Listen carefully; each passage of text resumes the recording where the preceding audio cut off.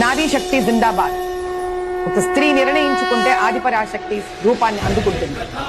ఐందవ ధర్మ సంస్థాపనకే కాదు, దేవాలయ సంరక్షణకే కాదు, గౌ సంరక్షణకే కాదు, ఒక హైదరాబాద్ లోక్సభ పార్లమెంట్ సంరక్షణమే కాదు, దేశ సంరక్షణానికైనా వెనుకాడదు స్త్రీ. ఇక్కడ నా పక్కన నిలబడిన ఇద్దరు యువతులు ఎంతో ధైర్యంగా చుట్టుపక్కల ఉన్న ఎంతో మంది రాక్షసులకు నిర్భయంగా నిలబడి ఒంగోలు ఆవులను కాపాడారు.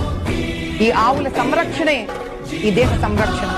దీనికోసం మేము ఎంత దూరమైనా వెళతాం, నిర్భయంగా పోరాడతాం, ధైర్యంగా పోరాడతాం, ధర్మం కోసం పోరాడతాం, న్యాయం కోసం పోరాడతాం. ఆవులను హింసించాలన్నా, వాటిని సంహరించాలనుకునే వాళ్ళందరికీ ఇదే నా సమాధానం. ఖబర్దార్, ఇంకొకసారి మీ మనసులో ఆలోచన వచ్చినా కూడా కింద నుంచి కంపరము భయం పుట్టేలా చేస్తాం. జై బోలో భారత్ మాతాకి.